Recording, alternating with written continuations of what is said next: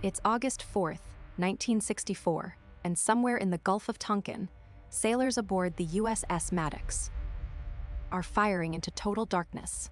Radar blips, sonar pings. The water is churning in a heavy storm. The crew fires for 2 hours. No searchlight finds a single enemy vessel.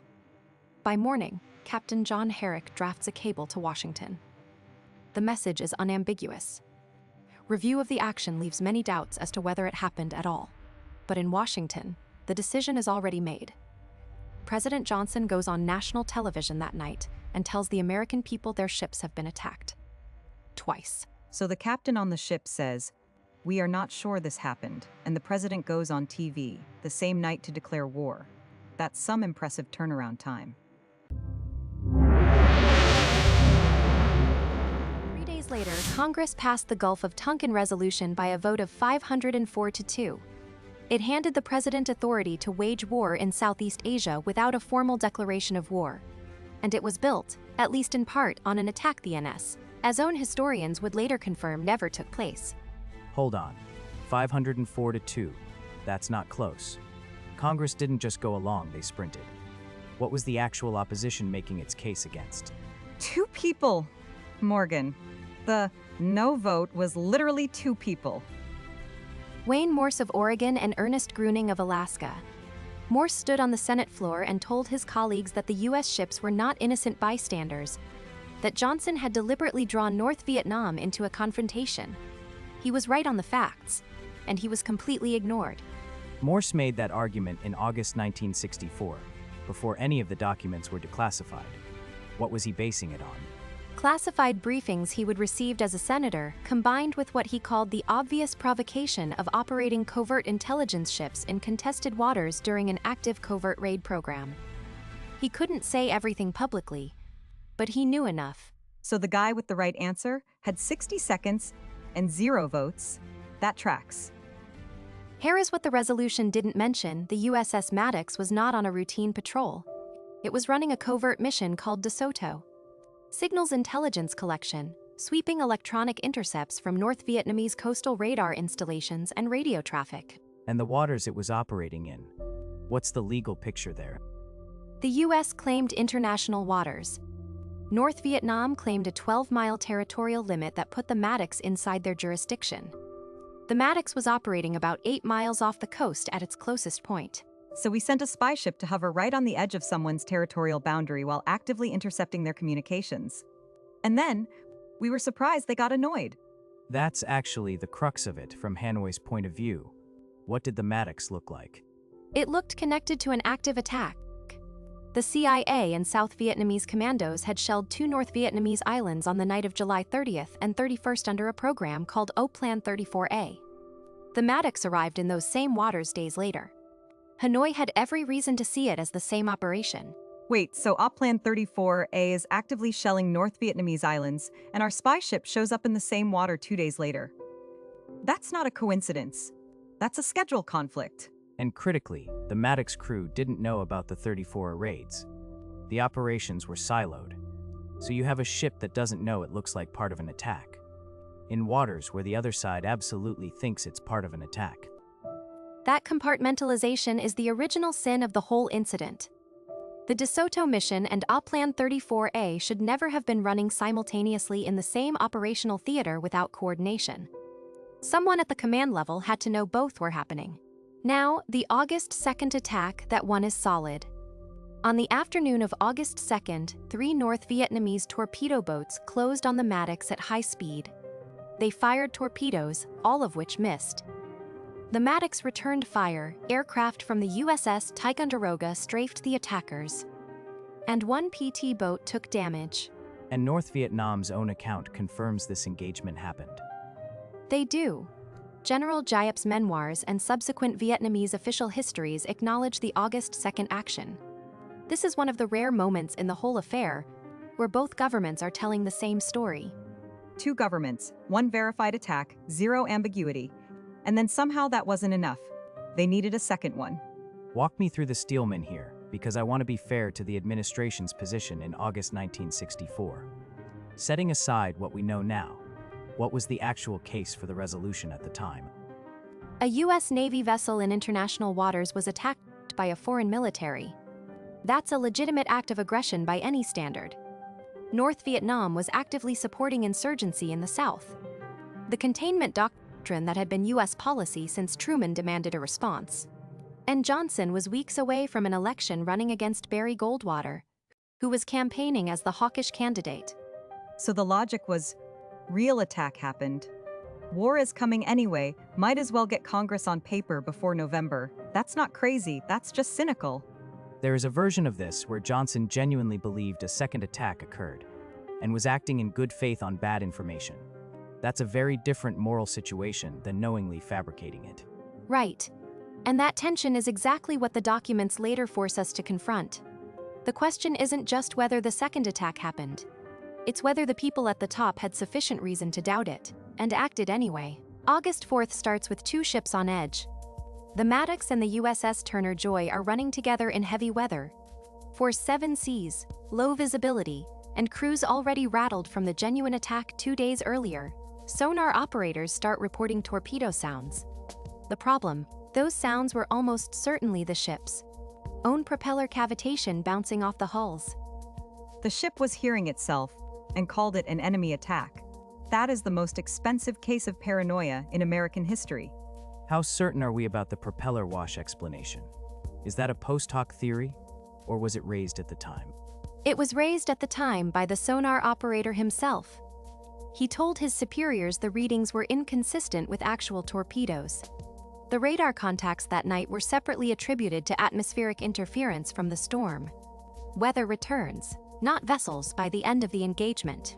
Captain Herrick was telling Washington he wasn't sure anything had happened. Herrick's cable landed in Washington at 1:27 a.m. on August 5th. It asked for a full review before any retaliation. McNamara had it on his desk. So there is a documented cable, time-stamped, asking for a review, and McNamara briefed Johnson anyway. He briefed Johnson anyway. The retaliatory airstrikes against North Vietnamese naval facilities launched that same morning. 64 sorties. The review Herrick requested never happened before the bombs dropped. 64 bombing sorties launched on a timetable faster than most companies. Process a refund request.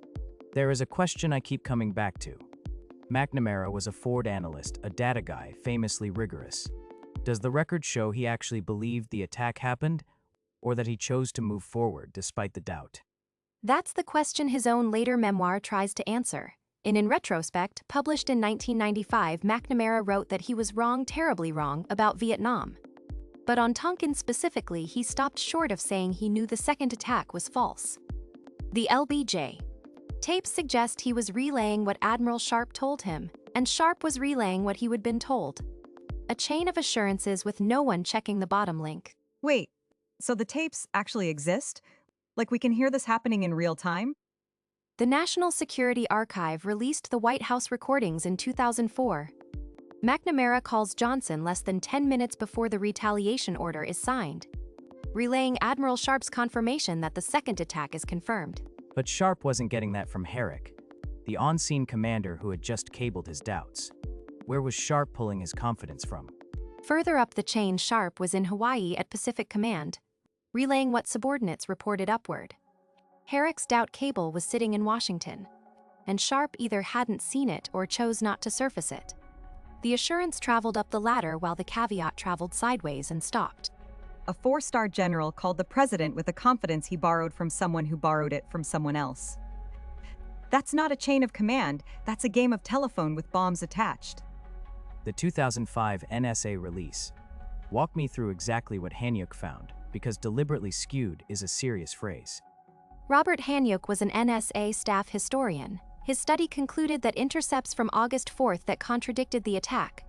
Signals showing North Vietnamese vessels returning to port, not engaging, were excluded from the intelligence reports sent to the White House. Ambiguous intercepts were reworded or recontextualized to read as confirmation. The study used the phrase deliberately skewed about the signals reporting. So someone sat down, looked at intercepts that said, no attack, and wrote a report that said, attack confirmed. That's not confusion, that's editing. The Hanyuk study was finished internally in 2001, right? It sat classified for 4 more years before the NSA released it in 2005. What held it up? The NSA hasn't fully explained the delay. What's documented is that the study was completed, circulated internally, and then held. The 2005 release came as part of a broader declassification initiative tied to the Vietnam era, not because anyone voluntarily decided the public needed to know. The Pentagon papers reached the same conclusion from a completely different direction. Daniel Ellsberg leaked them to the New York Times in June 1971. The papers were a Defense Department internal study commissioned by McNamara himself in 1967. 47 volumes covering U.S. decision making in Vietnam from 1945 onward. McNamara commissioned a study that ended up documenting his own department's manipulation of the Tonkin evidence. Correct. The study concluded the August 4th incident was almost certainly not a genuine attack. It had been classified since 1969. Ellsberg had been a Defense Department analyst. He would help write sections of it. When he couldn't get Congress to act on the contents, he gave them to the press. The guy who built the cover-up accidentally funded the paper trail that exposed it. McNamara is the only person in history to commission his own indictment. And the National Archives eventually published the full Pentagon papers officially. When? June 2011, on the 40th anniversary of the leak. All 47 volumes, unredacted. The official publication confirmed everything Ellsberg had put out 40 years earlier. All right. Let's sort the confirmed from the contested. August 2nd. No ambiguity. 3 PT boats attacked the Maddox with torpedoes. The Maddox returned fire. Aircraft from the Ticonderoga engaged the attackers. North Vietnam's own record confirms it. The DeSoto mission is confirmed. The Maddox was conducting covert signals intelligence collection, not a routine patrol. The Oplan 34, raids on July 30th and 31st are confirmed. The resolution passed 504-2 on August 7th. These are not in dispute anywhere in the declassified record. So the part they used to sell the war, the second attack, is the part that didn't happen. The context that would have complicated the sale, the spy mission, the raids, that part was real and hidden. And on August 4th, the NS, as own historian, writing with access to all the signals traffic, concluded the attack did not occur. Herrick's doubt cable is timestamped. McNamara's briefing of Johnson is on tape. The retaliation launched before any review was completed. Those are documented facts, not interpretation. The one live debate among historians is intent. Was the intelligence skewed by officials who knew they were fabricating, or by analysts under pressure who convinced themselves the ambiguous evidence confirmed what everyone expected? Hanyok's language, deliberately skewed, points toward the former. But proving individual intent from documents is harder than proving the outcome. Morgan thinks it was a deliberate call. Alex is leaving room for catastrophic groupthink. Tell us in the comments which one you believe, because that distinction is the whole ballgame. Hair is what keeps me up about Tonkin. It isn't an anomaly. It's a template. Senior officials had a conclusion, found evidence that fit, buried evidence that didn't, and presented manufactured certainty to Congress and the public. That's a replicable method. And Congress responded to the template. The War Powers Resolution passed in 1973, over Nixon's veto, specifically to prevent a president from doing what Johnson did, committing U.S. forces to sustained combat, without a formal declaration of war. Congress passed a law to stop the next Tonkin, and then spent the next 50 years finding creative ways to not enforce it. Classic. The War Powers Resolution requires the President to notify Congress within 48 hours of deploying forces, and to withdraw within 60 days without authorization. It has been invoked dozens of times. It has never once stopped a war. Which is the real legacy here. Tonkin didn't just start Vietnam, it permanently shifted the balance of war-making authority toward the executive. Every president since has inherited that expanded power, and none have voluntarily given it back. If you want more of this, documented, sourced, genuinely unsettling, we are here every week. Subscribe and hit the bell. Next week's one might actually make you angrier than this one. The bottom line on Tonkin: one attack happened, one didn't. The government knew the difference, and they used both. That's not a conspiracy theory. That's what the NS, as own records show. The 58,000 Americans who died in Vietnam, and the millions of Vietnamese deserve the honest accounting that took 40 years to surface. The documents exist. The tapes exist. The conclusion isn't contested anymore. It's the rare story where the conspiracy theory turned out to be underselling it. Next week, we are covering Operation Northwoods, a 1962 Pentagon proposal to stage fake attacks on American soil and blame Cuba as a pretext for invasion. It was signed by the Joint Chiefs of Staff. Kennedy killed it. Make sure you come back for that one. We are Conspiracy Examined. I am Alex. I am Morgan. And I am Casey, still processing the fact that the guy who proved the cover-up accidentally paid for the cover-up. McNamara remains the champion.